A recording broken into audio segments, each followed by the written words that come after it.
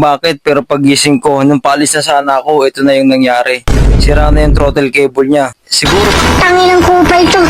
Akala mo may tira na. Kupal. ngayong umaga nga, mga kupal ko, ay mag-exercise muna tayo. Tamang lakad nga lang pala muna ngayon ang kupal nyo for today's video. Tamang lakad nga lang pala muna ako ngayon habang papasok sa trabaho. Sa kadahilanan, nasira ang alaga ko na si Uno.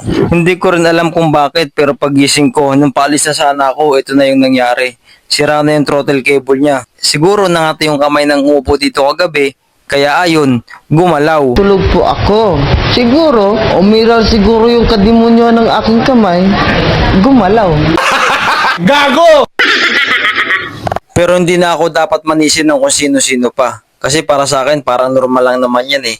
Kasi unang-una, wala akong sariling parkingan. Yung alaga ko na si Uno, nakaparking lang sa labas ng bahay. Kaya imbis na magalit pa, at manisin ng kung sino-sino pa, isipin mo na lang nakupal ka.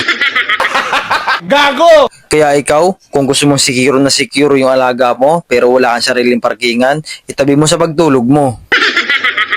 Kaya eto ako ngayon, tamang lakad ako ngayon, pa-video-video habang nilalakad. Kala mo talaga eh, no? Kala mo talaga vloggeres eh, no? Vloggeres ka ba? Kupal ka, boy! Pero okay lang din kasi parang nakakamiss din pala maglakad. Kasi dati nung wala pa ako motor, wala pa tong overpass na to eh. At ngayon alam ko na meron na palang overpass dito. At ngayon nalaman ko na rin na dinadaanan pala ng tao to. Ayos na. Kaya saan na maglakad ah.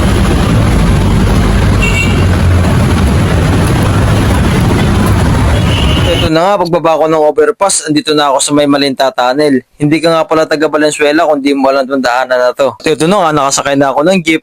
Tamang video-video na ako dyan ng konti kahit medyo nahihiya. Kasi kung mahihiya ka, ibig sabihin nun, nahihiya ka. Gago! Nga, nakababa na ako sa jeep mga kuwal ko. Lakad na naman ako. Ha? Tamang lakad na naman ang kupal nyo. Tamang lakad na naman ang kupal nyo. Ngayon nga, malapit na akong makarating dito sa may aking pupuntahan. At nakarating na nga ako dito sa aking paparoonan mga kupal ko. Siguro mga kupal ko, hanggang dito na lang muna. Tapusin ko na itong video na to. Dahil nasayang ko na yung almost 3 minutes ng buhay nyo sa kakapanood sa walang kwentang kupal na to. Nagpapasalamat pa rin ako sa inyo. Kuha mo,